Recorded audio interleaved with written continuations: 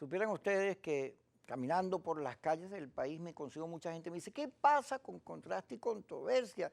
Queremos oír las voces de ese iluminado que es Manuel Felipe, de ese sabio que es Vladimir en términos políticos, para que nos expliquen qué fue lo que pasó aquí, qué va a pasar en Venezuela.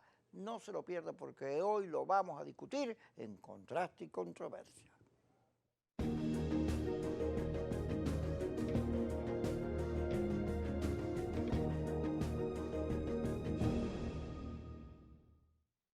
Bueno, ciertamente, ¿no?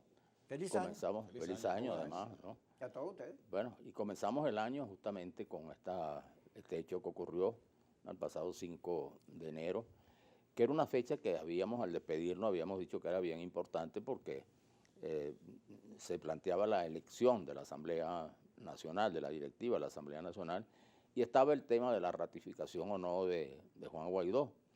Y por supuesto ya sabemos lo que ocurrió, ¿no?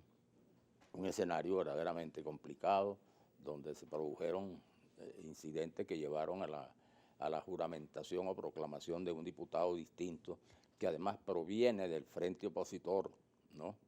De Primero Justicia. Claro, Primero Justicia, y luego también la juramentación ya un tanto tardía, y no propiamente en el escenario legislativo, sino en el Diario Nacional de Guaidó, pero eso ha provocado un debate en el país. Yo no diría que debate, una discusión que, bueno, como es lógico, pues alcanza niveles muy importantes en los medios de comunicación.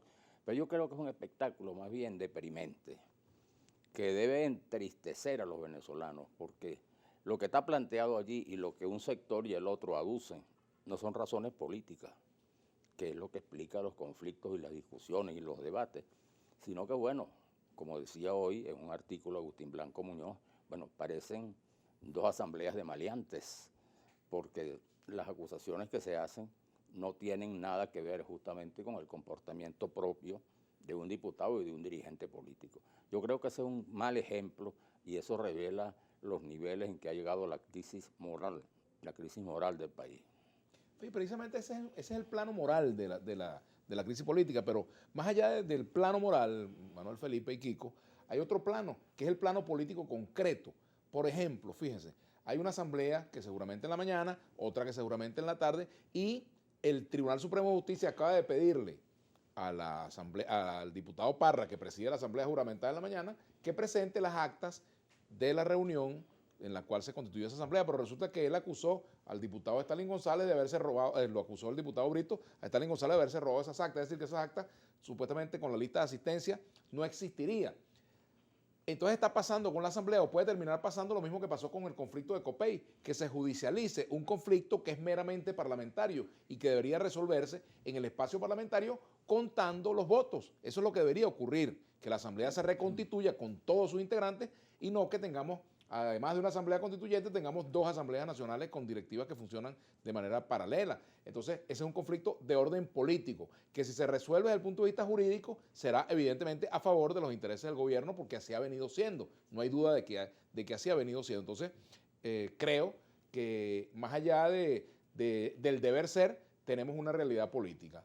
Venezuela ha vivido un proceso de desinstitucionalización que se está profundizando, y entonces la solución tendría que ser política y no judicial, porque esto no es un conflicto jurídico, esto es un conflicto eminentemente político.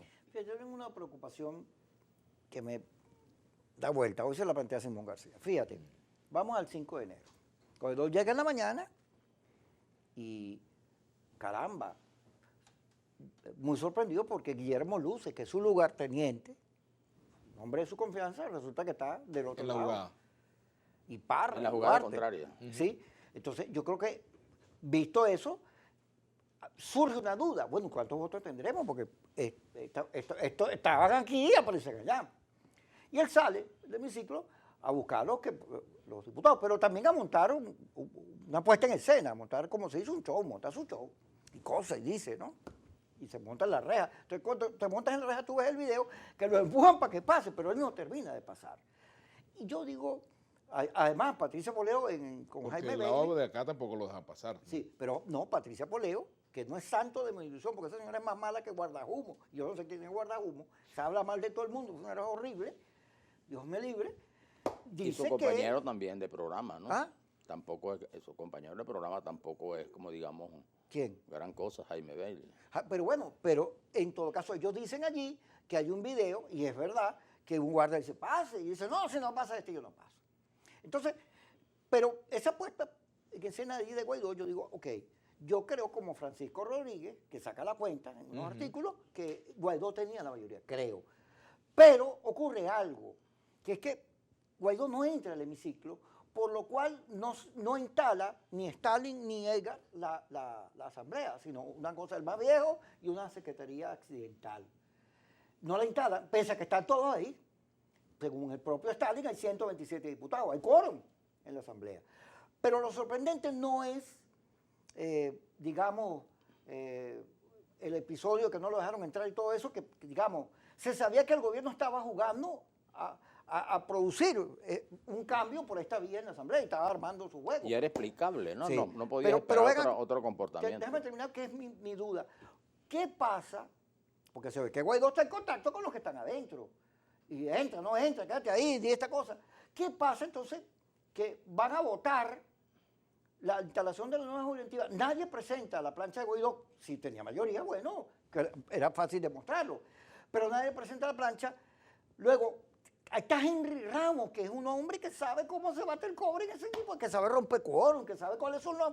Lo que pasa es que la asamblea se instaló de forma irregular. Claro, pero tú evidentemente, pides constatación del quórum, que voten según la lista. El diputado más viejo es para la Tú primera eres sesión de la secretario, asamblea. pero Yo fui tú eres secretario. secretario. Tú sabes que ahí hubieras podido pedir, bueno, que me voten lista por nombre.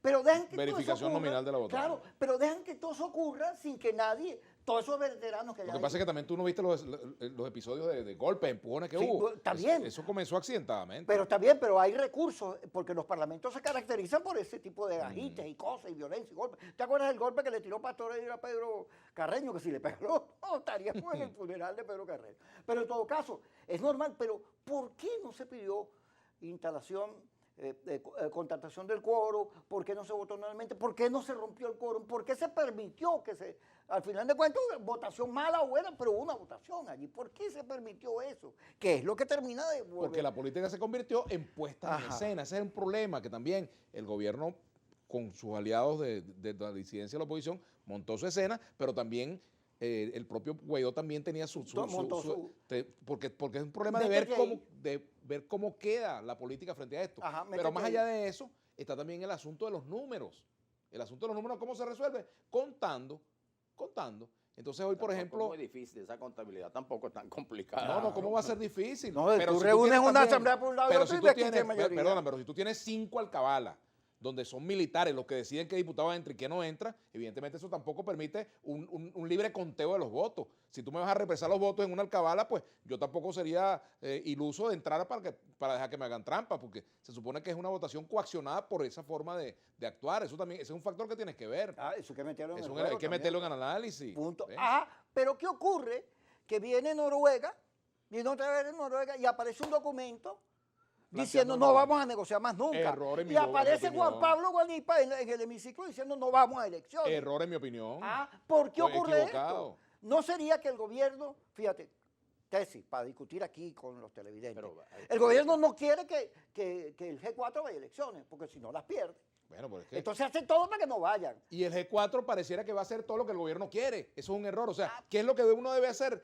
Una estrategia, lo que mi adversario no espera ni lo que mi adversario quiere. Son las dos cosas que yo debo hacer. Que es insólito. En ninguna parte del mundo un político puede negarse de esa manera a ir a una negociación. Más allá de que esté en desacuerdo, más allá de que considere que esa negociación no es viable, por definición, por cortesía, la negociación es parte del ejercicio político. Así es, lo que pasa también, eso tiene que ver en un contexto. Y luego, pero otra cosa más grave, que todo el mundo, incluyendo ya Estados Unidos de manera oficial a través de Bolton, entienden que el proceso venezolano pasa de Pompeo pasa por negociaciones. Dice Pompeo, la salida electoral no es que a alguien se le ocurrió, vamos a negociar. Bueno, ¿a negociar qué? No, estamos negociando, vamos a seguir negociando. Mira, entonces, me dicen que tenemos que hacer una pausa. Esa declaración, cuando menos, es muy infeliz. Y además, el chisme que te doy. Y revela poca madurez. Ni AD ni Primero Justicia en el Nuevo Tiempo fueron consultados. Es una declaración que puso el equipo de Guaidó. que Bueno. va a ser importante en el análisis que vamos a hacer. en este Tenemos que programa. seguir, pero tenemos que hacer una pausa. Y ya venimos con contraste y controversia con el señor Bautista y este muchacho que promete, Manuel Felipe Sierra. Un muchachito, pues. Ya venimos.